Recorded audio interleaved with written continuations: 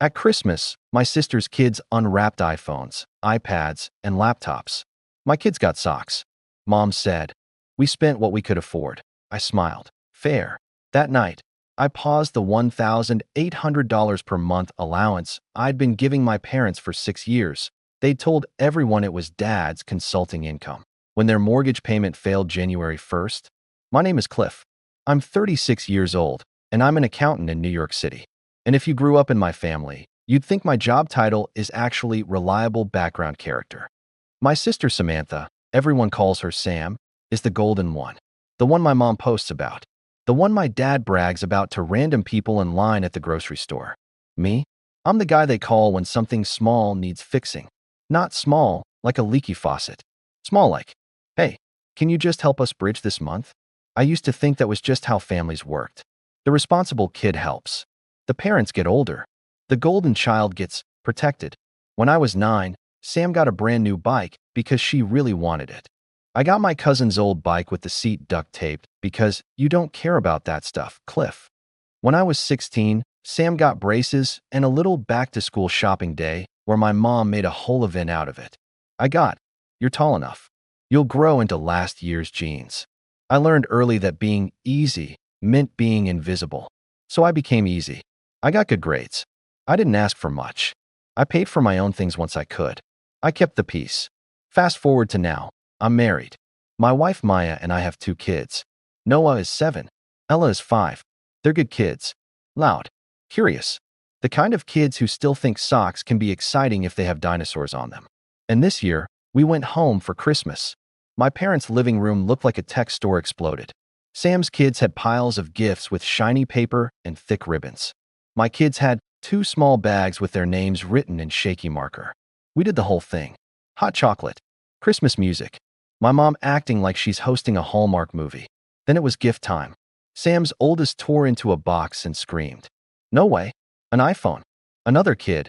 "I got an iPad." Sam laughed like it was all casual. "Oh my gosh, you guys be careful." Then my dad slid a long box over. Sam's husband opened it and whistled. "Laptop. Nice." My mom clapped her hands like she personally invented generosity. We wanted them to have what they need for school. Then my mom turned to my kids. Finally. "Okay, sweeties, yours are right there." Noah pulled out socks. Gray socks. Ella pulled out socks too. Pink ones, but still socks. My son looked up at me, confused in that honest little kid way. "Dad, is this my present?" I swallowed and smiled because I didn't want him to feel embarrassed. "Yeah, buddy. Those are good socks." My mom tilted her head at me like I was about to ruin her favorite show. I kept my face neutral. Sam's husband joked, "Hey, socks are useful." Sam smiled at my kids like you smile at strangers' dogs. Then my mom said it. The line that hit like a slap, but with a candy cane voice. "We spent what we could afford, Cliff." I looked at the iPhones, the iPads, the laptop boxes stacked like a display. Then I looked at the socks. I nodded once, like I accepted the math. And I said, "Fair." My mom's smile twitched. Like she didn't like that I agreed. Sam raised an eyebrow at me. Like I just insulted everyone without saying anything. And that's how Christmas dinner started in my family. With my kids wearing socks they hadn't even asked for. And my mother acting like that was just reality. Here's the part one didn't tell anyone at that Christmas party. My parents aren't comfortable. They're not broke, but they've been living like they're comfortable for years, and I've been quietly filling the gaps like spackle. It started 6 years ago. I was 30. Maya and I had just had Noah. Money was tight in that normal new parent way, but we were okay. I had my accounting job. We were renting a small place. We were doing the adult thing. Then I got a call from my mom. "Cliff, don't panic." Which is always how it starts. "Don't panic. Just casually don't panic." She said, "Your dad's consulting isn't steady right now." I remember pausing with my phone pressed to my ear while I stared at a spreadsheet on my work monitor. "Dad's consulting?" I asked. My mom sighed like I was slow. "Yes. You know, the side work he does." My dad had never consulted a day in his life. He worked a normal job until he retired early. But he did like telling people he consulted because it sounded impressive. So I said, "Okay, what do you need?" My mom went soft. The voice she uses when she wants something but doesn't want to say it straight. "Just for a little while? Could you send us something monthly? So we don't have to worry." "How much is something?" There was a pause. Then she said, "Maybe $900? $900 a month. Just for a little while. I asked about their budget. Their expenses. What changed? My mom got irritated. Cliff, we don't need an interrogation. We just need help.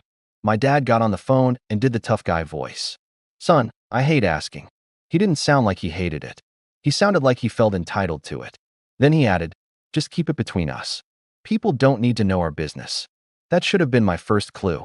Not, thank you. Not, we'll pay you back. Not, we're figuring it out. Just, hide it. But I was tired. New baby. Stress. And I still had that old reflex. Be easy. So I set it up. Auto transfer. First of every month. $900. 2 months later, my mom called again. Cliff, do you think you could bump it a little? I laughed because I thought she was joking. I thought this was temporary. It is, she said quickly. It's just, property taxes came up, and your dad's consulting client hasn't paid yet. Again with the consulting. How much? I asked. Maybe $1,200. Then it became $1,500. Then $1,800. And the way they framed it was always the same. Not, we're struggling. Not, we made mistakes. Not, we're scared. It was always, we just need help this month. But it was every month. For 6 years. Do the math. $1,800 x 12 months equals $21,600 a year. $21,600 x 6 years equals $129,600. $129,600. And that's just the monthly. That's not counting the random emergencies. $2,400 for a new water heater. $1,100 for my dad's dental work. $3,600 when my mom said the HOA was being ridiculous. $800 because Sam had a rough month. Sam always floated through life like gravity didn't apply to her. She married a guy who changed jobs every time he got bored. They bought a house bigger than mine, even though I live in New York and they live in a cheaper state. They took vacations and posted photos like, blessed. Meanwhile, my mom would call me whispering like she was in witness protection. Cliff, can you help Sam with her car payment? Just this once. I'd say, why can't you help her? And my mom would hit me with the classic line. You're better with money. Translation, you're easier to take from. Maya knew. Not all the details at first, but she knew the pattern. She'd watch my face change when my mom called. She'd ask, what happened now? And I'd say, it's fine. It was always fine. Until the little humiliations started stacking up in public. Like the time we went to a family barbecue and my aunt said, Frank, how's consulting? My dad puffed his chest and said, busy. You know me. I was standing right there holding a tray of food. I almost choked. My mom looked at me over her wine glass, eyes warning me, don't you dare. So I didn't. Because again, be easy. And then, last year, I heard my mom telling someone in the kitchen, thank God Frank still consults. That's what keeps everything stable. The person said, wow, Frank must be so proud. My mom laughed. Oh, he is. He likes providing. I stood in the hallway with a paper plate in my hand, and my brain just went quiet. Because I realized something that made my stomach turn. They weren't just taking my money. They were using my money to protect my dad's ego, and to protect Sam's lifestyle, and to make sure nobody saw the truth. The truth being, their stability was me. And then Christmas happened. The gadgets. The socks. Though we spent what we could afford. I watched my son blink back confusion because he didn't want to look ungrateful. I watched my daughter squeeze her sock package like she was trying to convince herself it was exciting. And I watched my mother beam at Sam's kids like they were royalty. Maya leaned close to me and whispered, Cliff, don't do that thing. What thing? I whispered back. That thing where you swallow it and call it fine. I stared at my plate. And that was when my mom delivered one more little gift.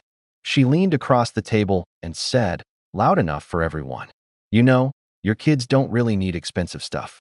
Sam's kids actually have potential. Potential. My son heard it. I saw his face change. And my blood went cold. Because I realized this wasn't about money. Money was just the tool. This was about roles. Sam's family gets invested in. Mine gets managed. And they expected me to keep paying for the privilege of being treated like the family's default fixer. That night after Christmas dinner, we put the kids to bed in my old room. The one that still had baseball posters and a dresser that squeaked. Noah whispered, Dad, did I do something wrong? My throat tightened. What? No.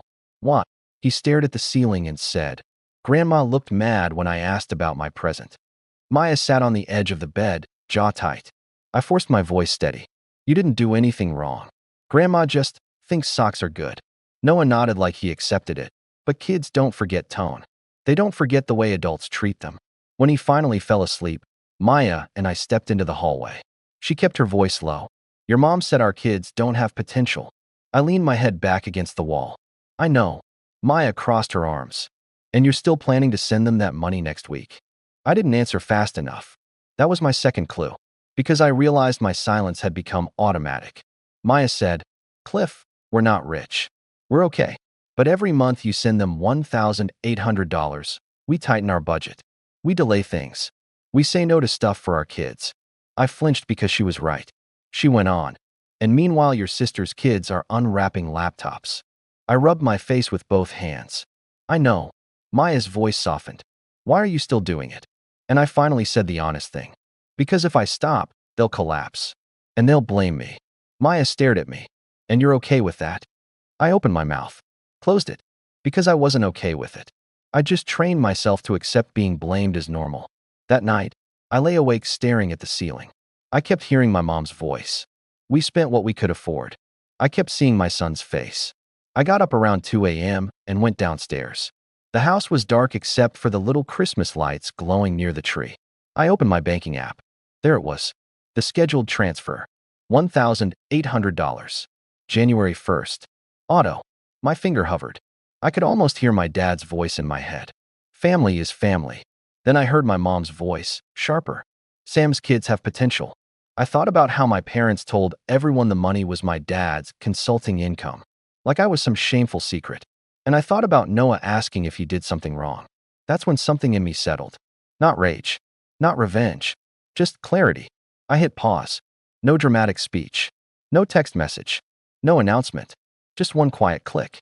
Then I went back upstairs and laid next to Maya. She stirred. You okay? I whispered, yeah. Just couldn't sleep. I didn't tell her yet because I needed the decision to exist without anyone talking me out of it. The next morning, we did the whole Christmas Day thing like normal. Pancakes. Kids playing. My mom acting slightly weird, like she could sense something. We drove back to New York that afternoon. And then January 1st hit. I was in my kitchen making coffee when my phone started buzzing like it was trying to escape the counter. Mom. Dad. Sam. A number I didn't recognize. Then the text started. Mom. Call me now. Dad. Cliff. Answer. Mom. The mortgage didn't go through. Sam. What did you do? Then my dad sent a screenshot from his bank app. It said, mortgage payment, returned, NSF. My dad called again. Then again. My phone showed 19 missed calls. Then 34. Then 57. I just stared at it while the coffee dripped. Maya walked in, took one look at my face, and said, it happened. I nodded. She didn't look happy. She looked tired. Told you, she said softly. I finally answered my dad. He didn't even say hello. Are you out of your mind? I kept my voice calm. Good morning to you too. Cliff, fix it. Right now. I'm not fixing it. Silence. Then my mom's voice cut in on speaker like she'd been waiting right next to him. You're punishing us because of Christmas presents? Are you serious? I leaned on the counter and exhaled slowly. This isn't about presents. Then what is it? My dad snapped. I said, it's about 6 years. My mom scoffed. Oh my God. Don't start counting. That's disgusting. My hands tightened around my mug. I've sent you $1,800 a month for 6 years. My dad barked. Because you're our son. And because you told everyone it was your consulting income, I said. Dead silence. My mom whispered, Cliff. I cut her off. You didn't just take the money. You used it to lie about your life. My dad's voice went low and dangerous. Watch your tone. I almost laughed. Almost. Then Sam jumped in. So you're just going to let them lose the house? I said, Sam, you bought your kids iPhones. That's not the point, she snapped. It kind of is. My mom started crying instantly, like someone flipped a switch. I can't believe you do this to us. Your father is humiliated. We have bills. We're old. I closed my eyes for a second and forced myself to stay steady. I said, I'm not doing this to you. I'm stopping something I should have stopped a long time ago. My dad shouted. You think you're better than us because you have a city job? I opened my eyes and said, very calmly, this isn't about revenge. This is about closure. There was a pause like they didn't know how to respond to a calm sentence. Then my mom hissed, "You always were cold." Maya stepped closer and quietly said, "Put it on speaker." I did. Maya spoke clearly. "Linda, Frank, our kids watched their cousins unwrap thousands of dollars in gifts while they got socks. Then you told Cliff you spent what you could afford. And you told our kids they don't have potential." My mom snapped, "I didn't mean it like that." Maya didn't raise her voice. "You said it. And Cliff has been funding your lifestyle while you pretend it's Frank's income." My dad yelled, "Stay out of this." Maya said no. And for the first time in my life, someone stood between me and my parents without flinching. My mom said, fake sweet, "Cliff, honey, just restart it. We'll talk about this later." I said no. My dad, "Cliff." Me, "No." "Sam, you're ruining everything." Me, "No. I'm stepping out of the role you assigned me." Then I added, "If you need to sell the house, sell it. If you need to downsize, downsize. If you need to get jobs, get jobs." My dad exploded. "You can't do that to your own parents." I said, "I can. And I am." My mom went cold. "Fine. But don't come crying to us when you need help." I almost smiled.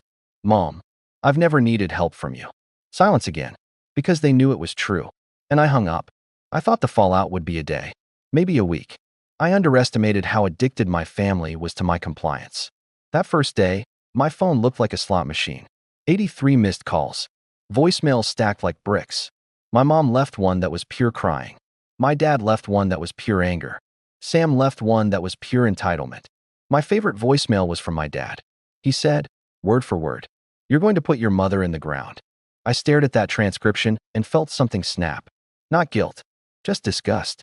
Because what kind of parent says that to their kid? Then the text shifted from panic to strategy. "Mom, we can tell everyone you're withholding money from us." "Dad, you think people won't judge you?" "Sam, Grandma is crying. Are you happy?" Then my aunt texted me. "Aunt Julie, your mother says you're cutting them off to punish them. Please be the bigger person." I replied, "Julie, I've been sending them $1,800 per month for 6 years.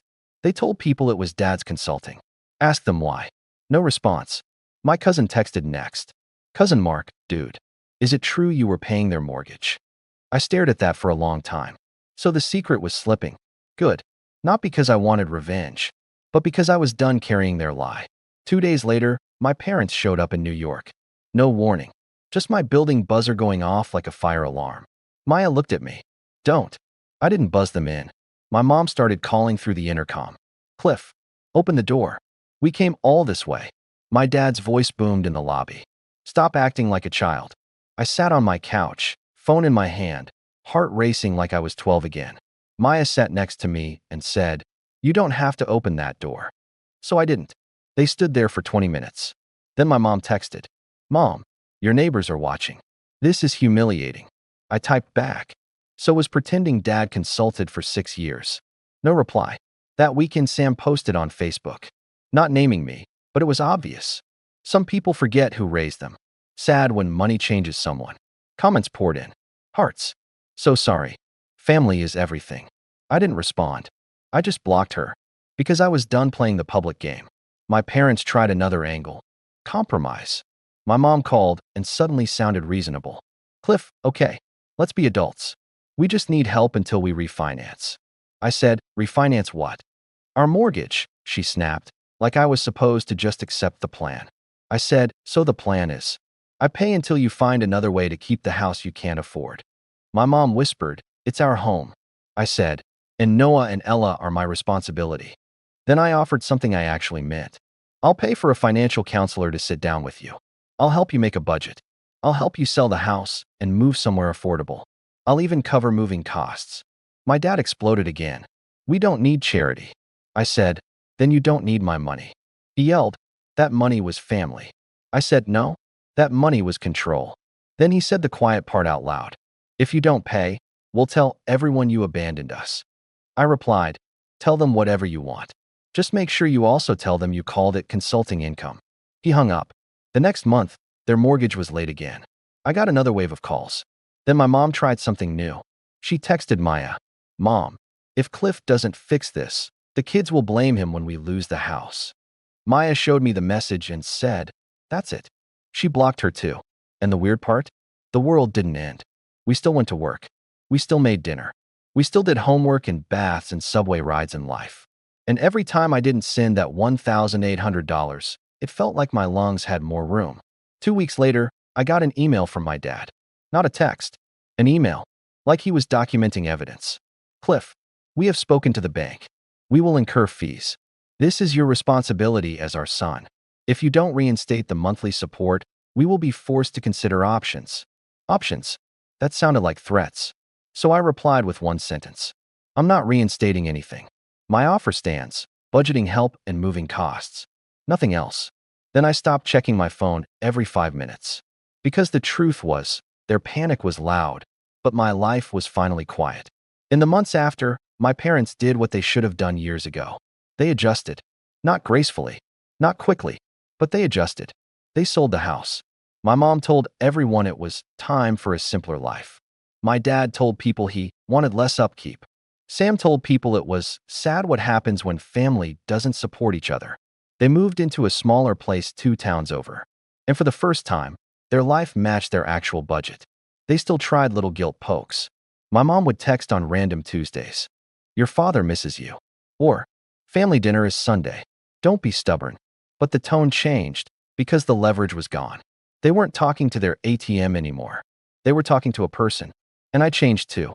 I stopped explaining myself in circles. I stopped negotiating with people who treated my boundaries like a personal insult. I stopped teaching my kids that being mistreated is the price of family. One night, Noah asked me, "Are we going to Grandma's again?" I said, "Not right now." He nodded. Okay, that was it. No fear, no guilt, just acceptance. Because kids don't actually need toxic traditions. They need stable parents. Maya and I sat down and did the thing I'm best at, the numbers. We took that $1,800 and we split it. A college account for Noah, a college account for Ella, an emergency fund so we're not one crisis away from panic. And yes, sometimes fun, like taking our kids to the science museum and letting them pick overpriced snacks without making it a whole lesson about sacrifice. The next Christmas, we stayed in New York. We made cinnamon rolls. We watched movies. We wore matching pajamas that Maya bought because she thought it was funny. Noah opened a mid-range tablet we'd saved for, not because he needed it, but because we wanted him to feel seen. Ella got a kid camera and took blurry photos of our cat for 2 hours straight. Maya looked at me over her coffee and said, "You okay?" I looked around at my apartment, at my kids laughing, at the quiet, and I realized something simple. I wasn't angry anymore. I was just done. The moral is stupidly clear now, but it took me most of my life to learn it. Being the dependable one doesn't mean being the disposable one. You can love people and still say no. You can help people and still refuse to be used. And if someone only wants you when you're paying, they don't miss you. They miss the benefit. So yeah, my parents lost their consulting income. But my kids gained a father who finally understands what he owes them. Not socks, not silence, not a forced smile while someone else gets everything. They got my boundaries. And honestly, that's the first real inheritance I've ever been able to give. In this story, Cliff isn't the villain. He supported his parents with $1,800 per month for 6 years while they called it Dad's consulting income. Then after the iPhones/laptops versus socks moment, he paused the autopay and the mortgage failed on January 1st. The most responsibility sits with the parents and Sam for reinforcing the imbalance because they treated ongoing help as an entitlement and demanded fix it instead of a plan. Cliff's only real mistake was letting temporary support become automatic. To protect yourself in this exact setup, remove all autopays, move any family help to a separate account you control, and put terms in writing, amount, end date, what you will and won't cover. Offer structured help only, budget meeting, financial counselor, moving costs. Document all messages, and keep communication in writing to prevent spin.